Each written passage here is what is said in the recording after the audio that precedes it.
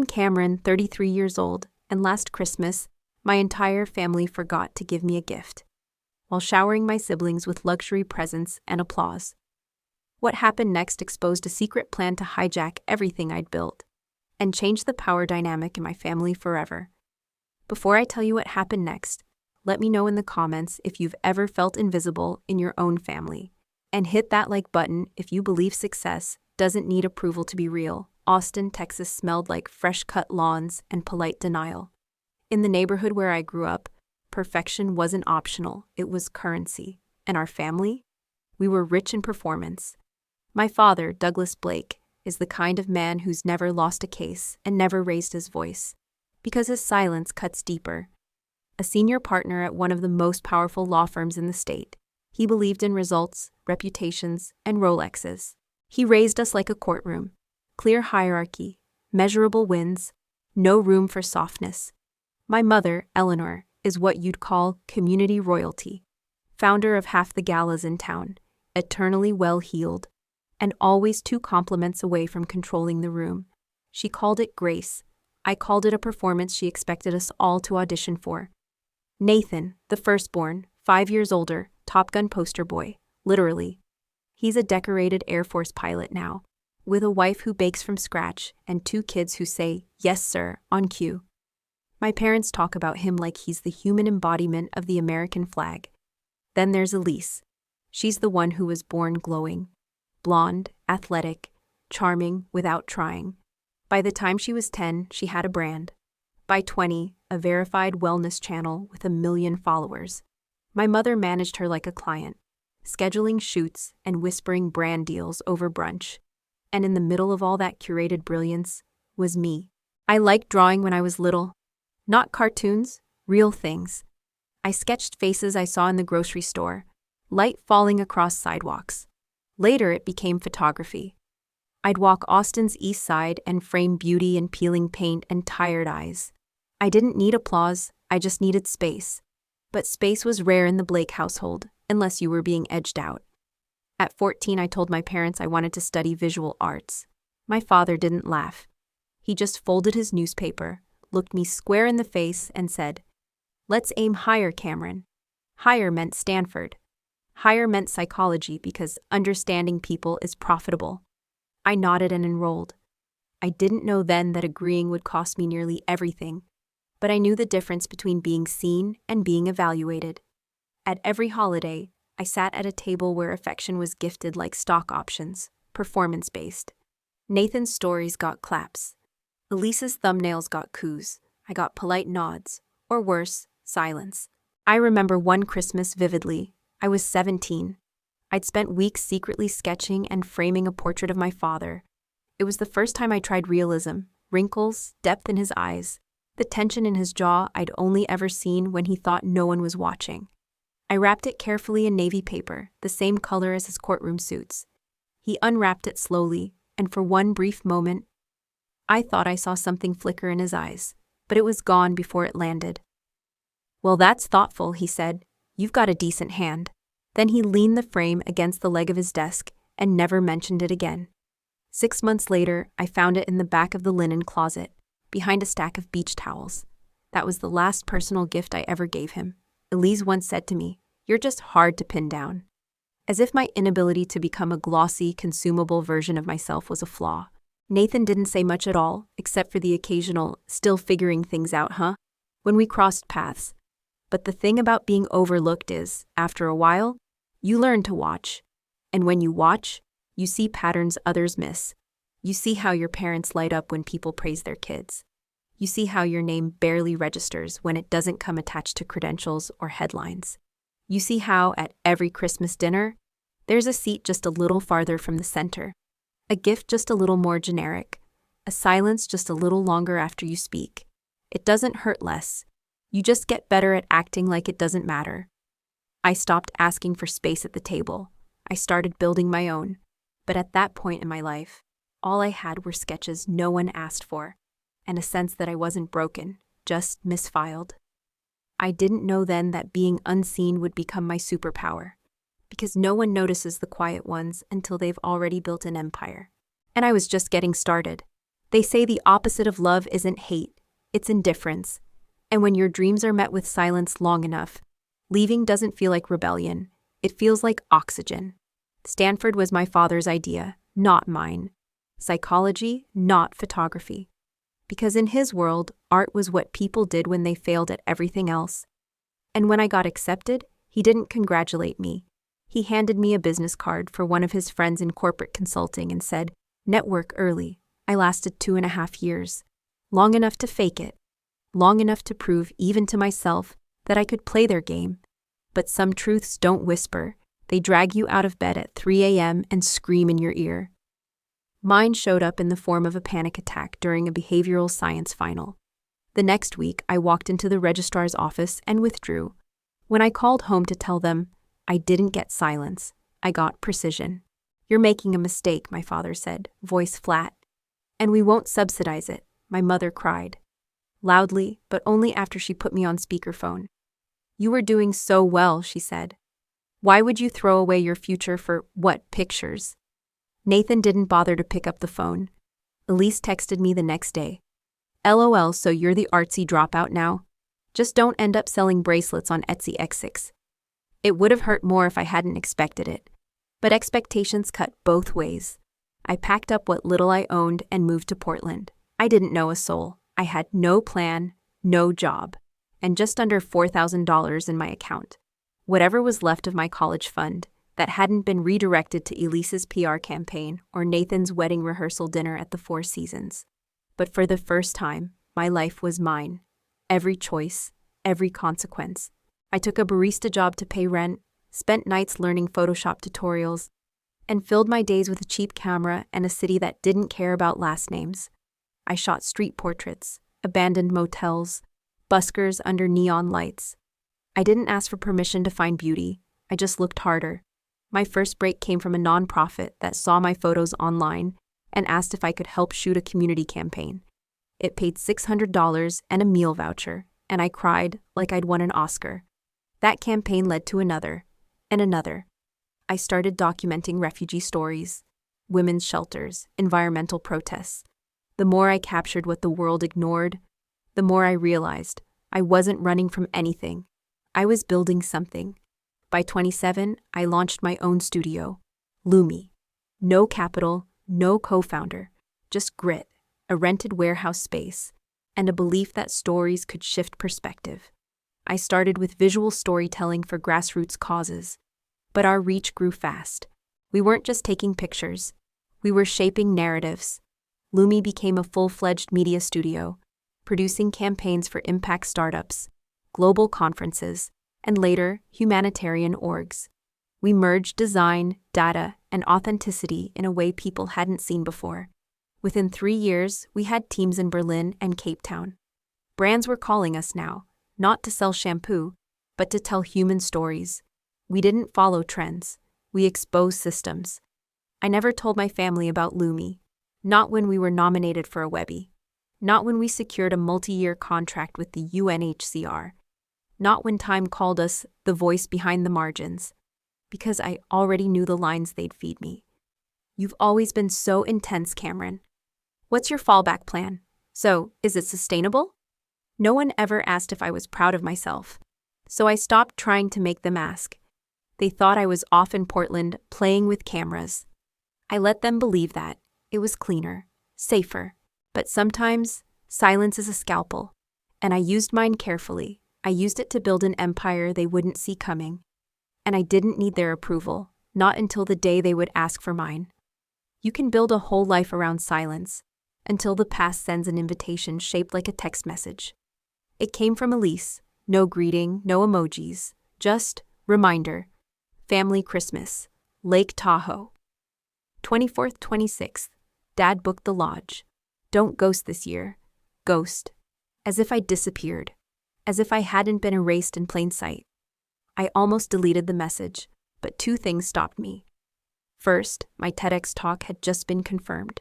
Same weekend, same state, 30 miles from their luxury cabin. Second, I had a folder on my desktop named Proof. Inside was an album of portraits from our latest campaign that Time magazine had selected for a double spread. The issue dropped on Christmas Eve. I stared at Elise's message, then opened the flight app. Why not? I said out loud to no one. Let's give them a Christmas to remember. I didn't go out of revenge. I went out of clarity. Sometimes you return not to be seen, but to see who's still performing and who might finally be real. The snow was cleaner than the conversations waiting inside. The Lake Tahoe resort was exactly what I expected. Expensive, symmetrical, a little too proud of its own fireplace. The kind of place that framed rustic, but charged $300 a night for it. I stepped into the lobby in black boots, a wool coat, and a bag slung across my shoulder, carrying gifts more personal than I'd ever receive from these people. A staff member at the front desk looked up. "Are you with the Blakes?" she asked brightly. "The catering staff is prepping upstairs." I blinked. "No, I'm a guest." She blinked back. "Oh, sorry, it's just, you're not on the arrivals list yet. You must be a late add-on." Noted. Upstairs, I found my family in the executive lounge suite, which looked like Restoration Hardware had thrown up in it. Elise was curled on the white leather sectional, laughing in that practiced, televised way. A man I didn't recognize sat beside her, tan, sharp suit, smug wristwatch. She looked up, eyebrows arching. "Well, if it isn't Miss Portland, you made it." I set my bag down calmly. "Surprised? Honestly? Yeah. Figured you'd be off documenting pine cones or saving orphan goats." Her boyfriend chuckled. She didn't introduce him. My mother entered next, holding a tray of perfectly layered canapes. She paused mid-step. "Cameron, you're early." "On time," I said. "Everyone else just got the memo before me." She smiled like a pageant queen. "I assumed you'd skip again. Thought you were off to some youth summit in, what was it, Ecuador? That was October." "Of course." She set the tray down. "You look serious." "I look like myself." She didn't respond, just straightened a napkin like it mattered. Nathan arrived 20 minutes later with his wife and kids, all dressed like an ad for Patagonia. His hug was half-hearted, more autopilot than warmth. "Didn't expect you," he said. "You still living up there in Raineyville?" "Portland has a name," he shrugged. "Good of you to show. Mom was betting you wouldn't." "Who won?" "Jury's still out." They talked like I was a minor glitch in the holiday spreadsheet. I took a seat near the fireplace, away from the curated laughter. Elise's boyfriend launched into a story about filming reality TV on a yacht. My father, who arrived an hour later in a gray turtleneck and smug approval, listened closely, nodding at all the wrong parts. No one asked what I'd been doing. No one noticed the book I was holding, a first edition of an author our dad once admired. It had taken weeks to find. I watched as Elise leaned over and whispered something into Dad's ear. He laughed too quickly. His hand rested on her shoulder. Familiar choreography. They all looked good in this setting. The kind of family you'd put on a snow globe. But as the evening wore on, one thing became clear. I was still the misplaced chair in a picture-perfect room. They didn't know what was coming. And for the first time in years, that gave me the upper hand. The morning of Christmas Eve smelled like cinnamon, polished wood, and subtle hierarchy. By noon, the Blake family had gathered in the formal dining room, dressed in curated layers, like a catalog that didn't know how to breathe. The table stretched long and narrow, set with crystal glassware and gold-rimmed plates. Napkin rings matched the silverware. There were handwritten name cards, of course, and mine, as usual, was tucked down near the end, between Skylar, Nathan's 8-year-old daughter, and a decorative poinsettia. It was strategic. Children didn't challenge you at dinner, and center seats weren't for people who needed reintroducing. I pulled my chair back without a word. Dinner began with quiet ceremony. The starter was a truffle bisque, followed by duck confit and sides curated by a chef my mother happened to mention trained in Provence. The table talk floated over me, Nathan's new promotion, Elise's supplement line expansion, her boyfriend's pitch for a Netflix pilot. Every few minutes, someone laughed at something I hadn't been included in. No one asked what I'd been working on. I didn't offer. After dessert, miniature pear tarts with gold dust, because of course, my father stood and clinked his wine glass like a judge calling the room to order. "Now, before we all fall into food comas," he said, "let's do what we always do." The room shifted. This was the tradition. The Blake family gift exchange. Except here, gifts were never random. They were a public performance of perceived value. The price tag whispered behind every ribbon. One by one, boxes were brought out by the staff, not passed around, announced. For Nathan, Dad said, handing him a small, heavy-looking case. For a man who's led his squadron and his family with integrity. We figured this might help him lead from the water, too. Nathan opened it to find keys to a custom-built sailboat. He actually looked surprised. Everyone applauded. For Elise, he continued, handing her a slim envelope. To support her next chapter and give her work the stage it deserves, she squealed before even opening it. Oh my God, is this... It was. A lease agreement for a full production studio space in LA. Already furnished, already branded. She jumped up and hugged him. Her boyfriend clapped like he'd just scored a development deal. Even Nathan's kids got their moment. Skylar received an entire home art studio setup, complete with easel, canvases, and digital tablets. Her brother opened a box containing a rare Pokemon card framed in glass. I smiled at Skylar. That's amazing, I whispered. She beamed. I'm gonna draw superheroes. I nodded. Start with yourself. Eventually, the stack of boxes and envelopes disappeared. The applause faded. No one moved. My name hadn't been called. My father cleared his throat, clearly sensing the shift. Oh, he said, glancing down the table as if the absence had only just occurred to him. Cameron, yours. Must have been delayed. Something with the shipping. You know how these things are. It was a sentence built to fail. A lie tied in ribbon. Silence followed. The kind that doesn't echo, just presses down like snow. I looked around. Elise stared at her nails. Nathan sipped his wine. My mother tilted her head slightly, but said nothing. Even the staff looked uncomfortable. Skylar, bless her, whispered, "Did they forget you too?" I turned to her and smiled. Maybe I asked Santa for something they couldn't wrap. Then I stood up slowly, folding my napkin with care. No sudden movements, no rage. I'll be upstairs, I said simply. Let me know if the box arrives. No one stopped me. Back in my room, I unzipped my duffel bag and pulled out my laptop. The screen glowed in the dim light as I opened the file, marked Fieldwork Ethiopia, Final Cuts. On the screen, faces flickered. Girls walking miles for clean water. Volunteers building classrooms. Mothers feeding children with a strength I could only hope to mirror. I watched silently as my own voice narrated a story the world had once ignored. Half a world away, someone would open this on Christmas Day and see themselves reflected with dignity. And here, in this pristine resort, the only thing I'd been handed was another year of erasure. The irony wasn't lost on me. I didn't cry. I didn't text Natalie. I didn't rage post an Instagram story with a passive-aggressive caption. I simply leaned back in the chair, watched the footage roll, and whispered to no one.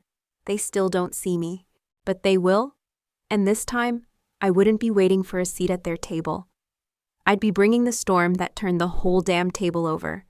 There's a moment, just after the sting but before the storm, when you stop waiting to be chosen.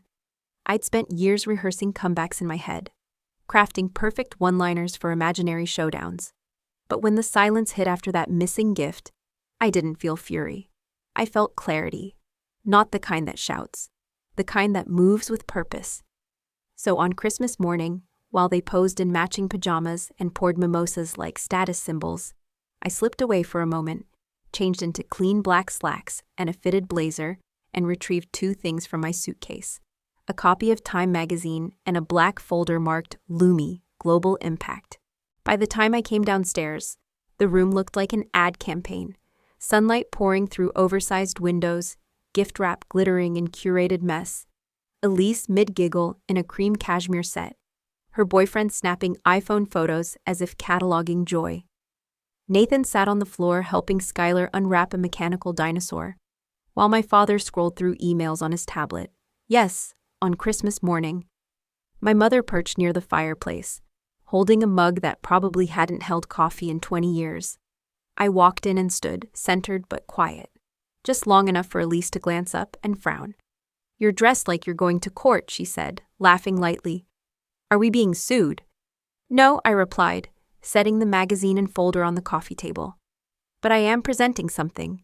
Since my presence this year didn't seem to warrant a gift, I figured I'd bring my own."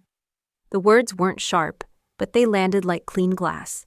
The room stiffened slightly, the energy shifting without warning. Nathan rose slowly, exchanging a look with Amanda. Elise lowered her phone to her lap, and my father finally looked up, furrowing his brow at the bold headline staring back at him from the glossy page. The eye behind the change, Cameron Blake and the power of impact storytelling. He reached for it. "Is this you?" I nodded once. Yes. That photo was taken outside our office in Cape Town. The article covers our latest campaign in Sudan and Lumi's acquisition of a Berlin-based studio. It also details our scale: 4 offices, over 300 employees, $15 million in funding this year, and a strategic partnership with the UNHCR. I paused, then opened the black folder and laid out the documents: partnership contracts, growth analytics, a breakdown of projected impact for 2024. I know it doesn't sparkle like a sailboat or a lease in LA, but it's built something real, and I own 71% of it. My mother's mouth opened, then closed. Elise blinked like she was still buffering. Nathan muttered, "Wait, you employ 300 people?" I nodded. "And support dozens more through our grants and mentoring network. Our platform hosts stories from conflict zones, climate fronts, refugee camps, stories you never saw because you never asked." My father set the magazine down, suddenly studying me like I'd grown an extra head. "Why didn't you say anything sooner?" he asked. "We would have supported you." I met his eyes, unwavering. "I tried. I mentioned it the Christmas I launched our education branch. You pivoted to Nathan's medal ceremony. The year I got published in The Atlantic, Mom handed me a tray of cheese and asked Elise to describe her juice cleanse partnership. Elise rolled her eyes. "That's not fair, isn't it?" I cut in, calm but surgical. "Or maybe you just don't like the mirror I'm holding up." I leaned down and picked up the stack of gifts I'd placed under the tree the day before, unacknowledged. "For Dad," I said, handing over a small wrapped package. "A first edition of The Moral Imagination, the book you said in 2004 made you believe in justice. Signed by the author, by the way." He opened it wordlessly. "For Mom," I continued, offering a thin navy box. "A vintage brooch from Rue Claire in Paris. Matches the earrings you wore to Elise's brand launch brunch. You said it was the last time you felt elegant." She swallowed hard, saying nothing. "For Nathan," I said, handing over a sealed envelope. "A donation in your name to the Freedom to Fly Foundation. Sponsors flight training for girls in underserved communities. Maybe one day Skylar will have that choice." He looked up, stunned. "And for Skylar," I added gently, crouching beside her. "Something you'll want to open later. Inside's a camera, lightweight, durable, and a year's subscription to an editing app made just for creators your age." Her eyes lit up. Really, I said. "Because every superhero needs tools." I stood slowly and looked around the room.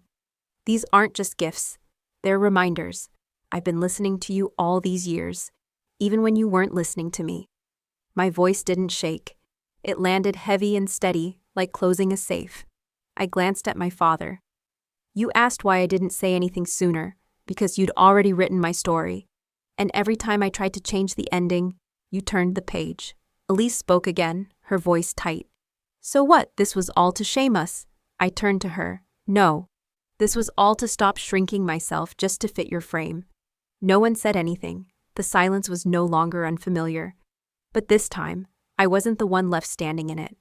I gave them one last look, sharp and measured.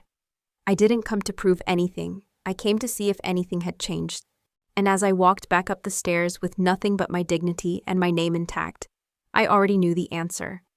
After I left the living room, I half expected someone to come knocking.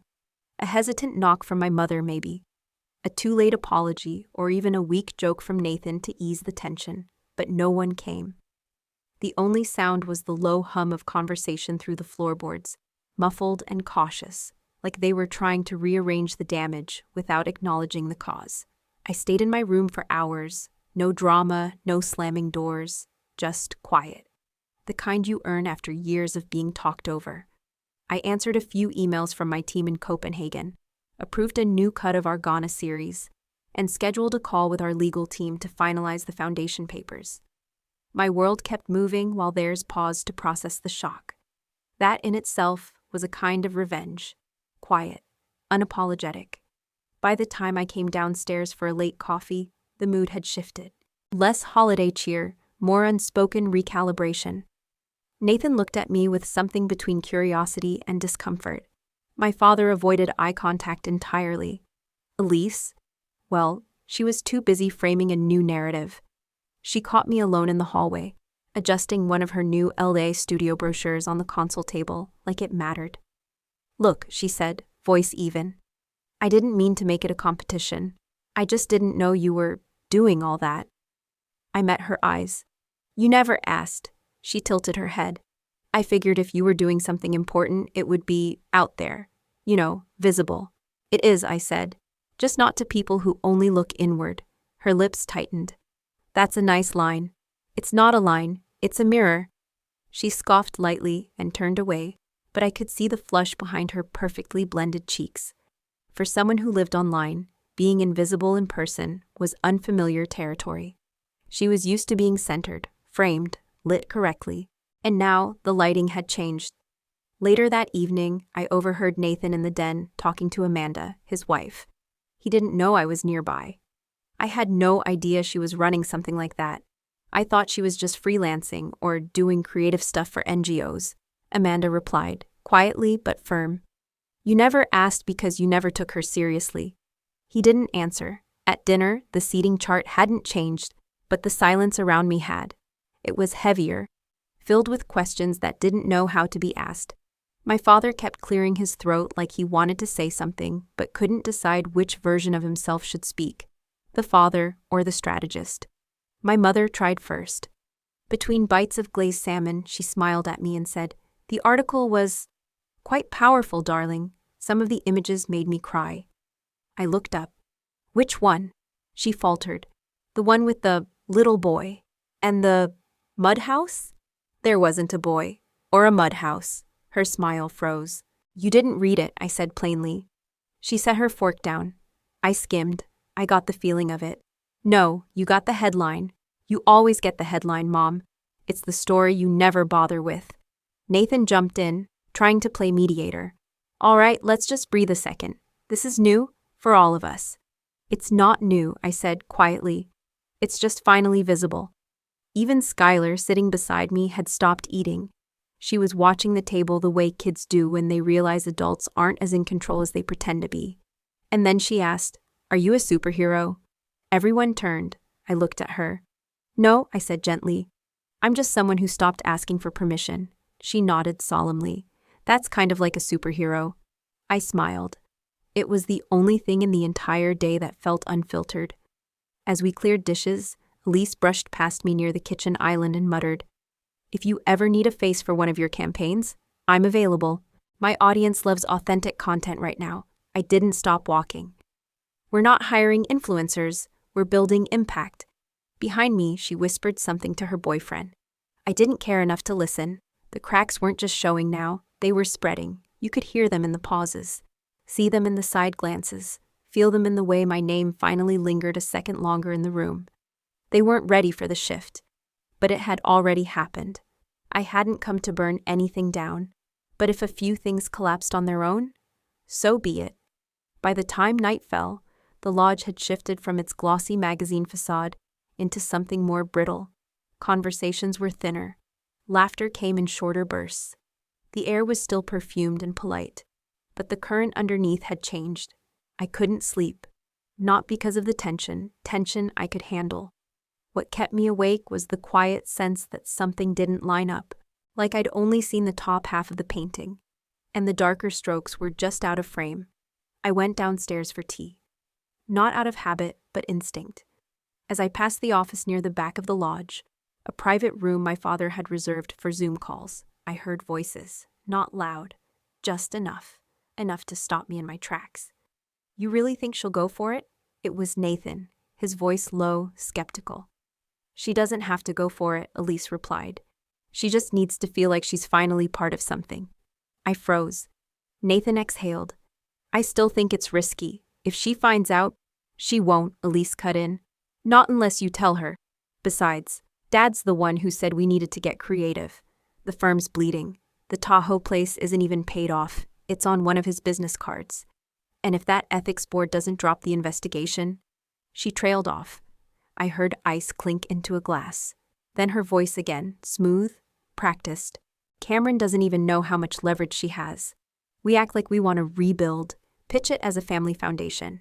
She brings the money, we get stability, she gets relevance. Everybody wins. My stomach went cold. A family foundation, that's what this was. A rehearsed reconciliation. A corporate pitch wrapped in gift wrap and emotional manipulation. It wasn't just that they'd forgotten my presence, they'd calculated it. I stepped back silently and moved down the hall before my footsteps could betray me. Back in my room, I sat at the edge of the bed and stared at my reflection in the window. My face was calm, too calm. The betrayal didn't hit like a slap. It landed like déjà vu. This wasn't new, it was refined. They didn't value what I'd built. They wanted to own it, package it, pull it under the Blake family name to keep the illusion intact. It made sense now. My father's sudden curiosity about impact media, Elise's suggestion to collaborate, the gifts, the setup, the performance. This wasn't a reunion. It was a boardroom dressed in garland. I should have left right then. Packed my bag, booked a flight, disappeared again. But something inside me refused. Not this time. I wasn't just the product they'd underestimated. I was the audit they didn't see coming. The next morning, I kept my face neutral. Let them play normal. My mother passed fruit salad like nothing had shifted. My father discussed market forecasts with Nathan. Elise asked if anyone had watched her latest YouTube short. I answered questions politely, made small talk with Amanda and the kids, and even helped Skylar with a puzzle. But I knew. I smiled just enough to disarm them. Let them think the performance was working. They didn't know I'd already forwarded the lodge's security footage request to my assistant to verify guest room timestamps. They didn't know I'd recorded enough of that hallway conversation to legally defend myself if necessary. And they definitely didn't know that I had already started drafting an op-ed about legacy, silence, and the way even blood can try to buy your light. That evening, I went for a walk by the lake, bundled in a scarf, boots crunching fresh snow. The cold helped. It reminded me of the difference between clarity and comfort. Most people mistake one for the other. When I returned, my father was waiting in the lounge, drink in hand. He stood as I entered. "Can we talk?" I nodded. "Of course." He motioned to the armchair across from his. I didn't sit. "I've been thinking about what you shared," he began. And I wanted to say, it's impressive, truly. But more than that, I think it's time we talked about how we can bring that work into the family portfolio. There it was, not a conversation, a transaction. "I'm not an asset," I said evenly. "I'm your daughter. You've had 33 years to treat me like one." He cleared his throat. "Cameron, this isn't personal." "But it is," I interrupted, my voice flat. "It's always been personal. You just never saw me as someone who could shape the family name. Until now." His jaw tightened. "I'm trying to offer you a seat at the table." I took a step closer. "You don't have a table big enough for me anymore." Then I turned and walked away. The storm wasn't coming. I was the storm. When someone tries to rewrite your story, the worst thing you can do is argue. The smartest thing? Publish the truth. The next morning, I woke early, not out of restlessness, but resolve. I'd already made the decision in my head the night before. I wouldn't let this trip end with polite avoidance and false pleasantries. They wanted me at the table on their terms. I was going to show them what the table actually looked like now. At breakfast, the dining room looked like it always did. Warm light, linen napkins, curated calm. The family filtered in slowly, half distracted, half expecting things to go back to normal. But I wasn't here for normal. I was here to finish something. I waited until everyone was seated. Coffee poured, food untouched.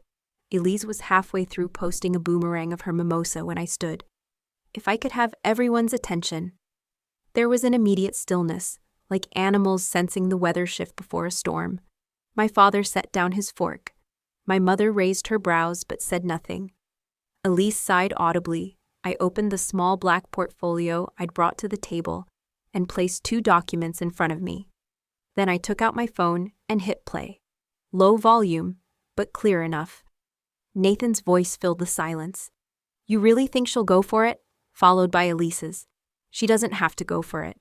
She just needs to feel like she's finally part of something." I let 10 more seconds play before I paused it. Elise's face drained like champagne down a sink. Nathan turned a shade I'd never seen on his face before. Somewhere between shock and guilt. My father's expression didn't move. He already knew what was coming. This, I said slowly, is how you all chose to talk about me. Not as a person, as a strategy. No one spoke. I turned to Elise. The fake foundation, the performance of family healing. You weren't reconnecting. You were prospecting. Elise opened her mouth, but I cut her off. Don't insult me with denial. You rehearsed it. I faced my father. The lodge is on a corporate card you're not supposed to use anymore. The ethics board is closing in on your firm. The investments are bleeding, so you looked for something new to leverage, and you thought I'd be the perfect face. Untouched, successful, just disconnected enough to be molded. His face twitched for the first time. You don't get to use my name, I said, quieter now. You don't get to rebrand your damage with my success, not after all these years of silence. You're twisting this, Elise snapped. We were trying to include you. Inclusion without integrity is manipulation, I replied calmly. What you wanted wasn't connection, you wanted control. And you thought I'd be flattered enough to not notice. Nathan stood up abruptly. I didn't know she was recording us. That's not— No, I interrupted. You didn't know I had boundaries. That's the problem. My mother finally broke in, soft-voiced, theatrical. Cameron, please, this doesn't need to become ugly. It's not ugly, I said, straightening the documents in front of me. It's factual, and I'm not yelling, I'm documenting. I pulled out one last item from the folder, an envelope. This is a formal cease and desist. If any of you attempt to use my name, likeness, company association, or story in a public-facing or investor context, my legal team is already prepared. My father leaned back, jaw clenched. You're threatening your own family? I smiled. No, I'm protecting myself from them. The silence that followed wasn't defensive. It was exposed. Then gently, I turned to Skylar. I reached beneath the table and pulled out a small journal, hand-bound deep navy with a silver ribbon tie.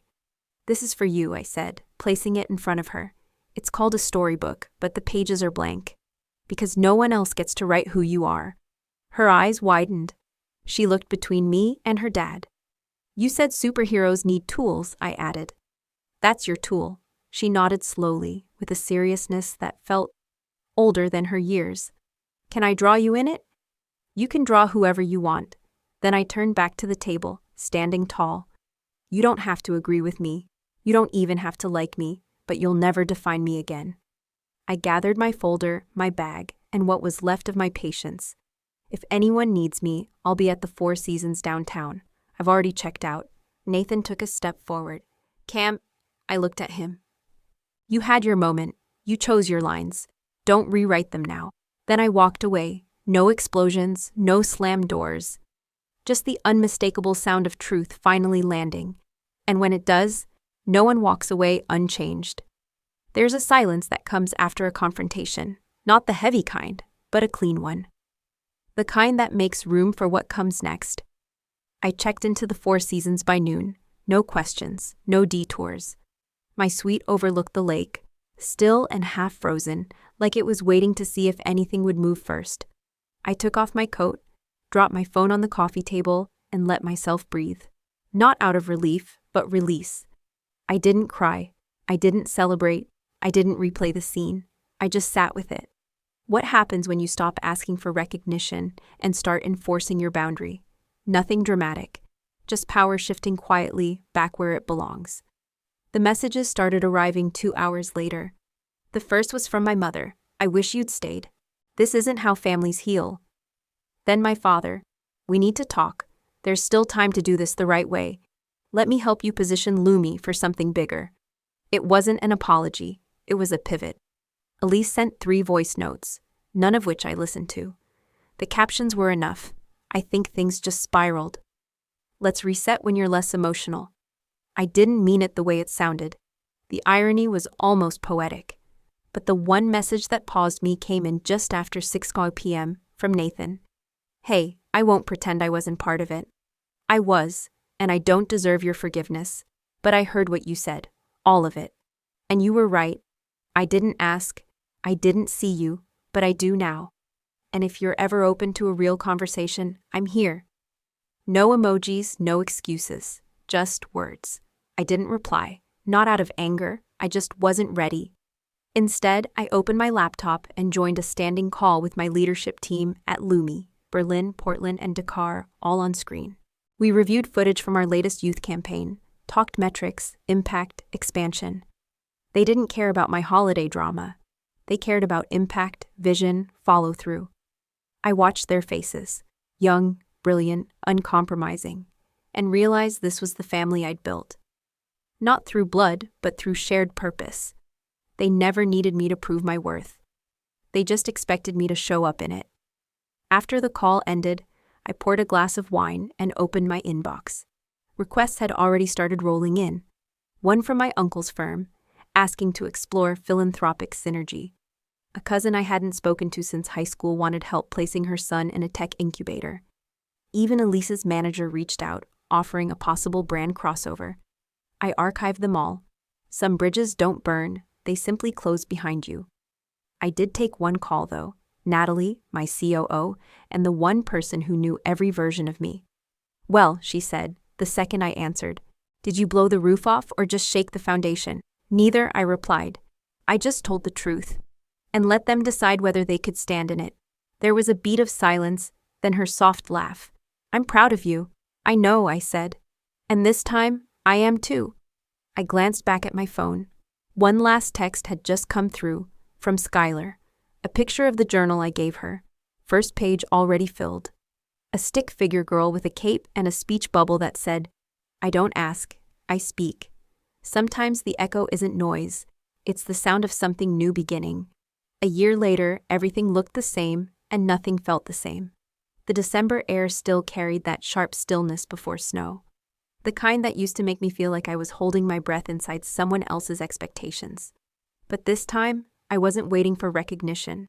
I had stopped standing outside their house, hoping for warmth.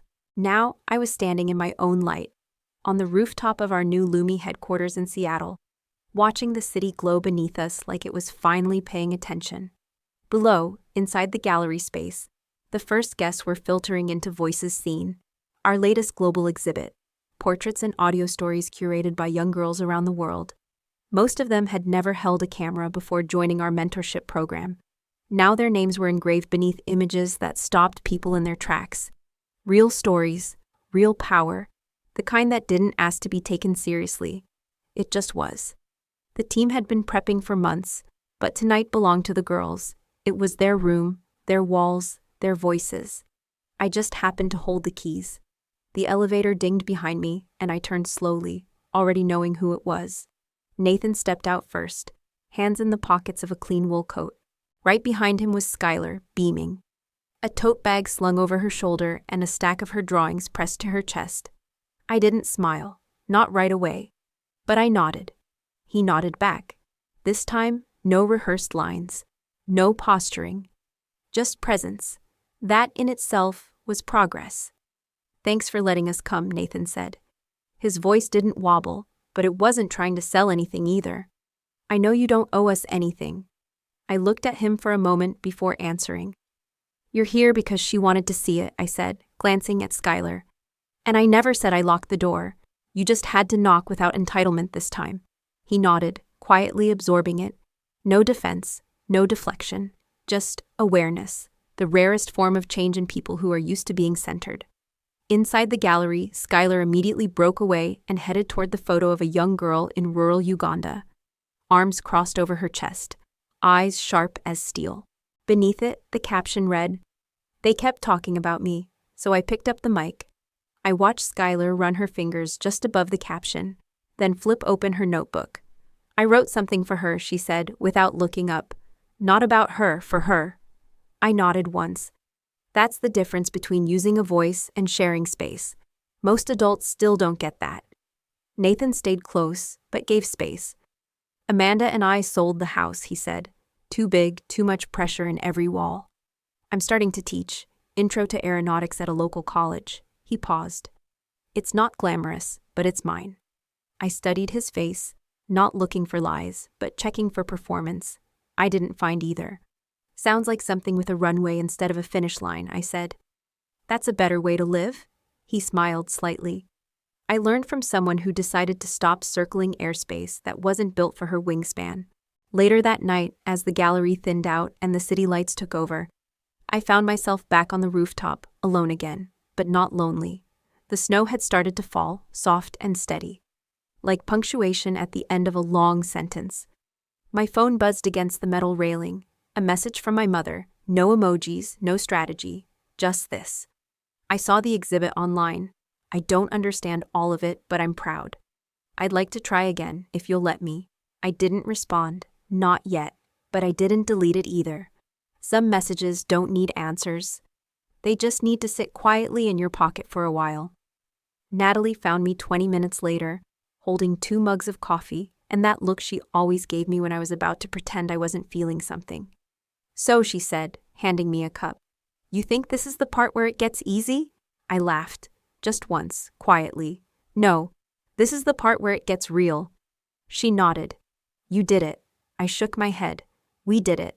But the real win isn't the gallery or the numbers or the articles. It's that I stopped shrinking to fit a frame someone else carved. Before we went back downstairs, I spotted a small journal left on one of the benches. Skylar's. The ribbon was still wrapped tight, but one page stuck out slightly. I opened it gently. A drawing. Not a superhero this time. A lighthouse, and beneath it, in her handwriting, she didn't wait for the storm to pass. She became the light. I closed the journal, hands steady, and placed it carefully in her tote. I used to think power was being seen.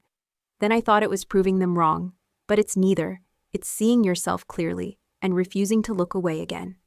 The empire I built wasn't the company, or the capital, or the acclaim. It was the quiet, immovable truth that I had never been invisible.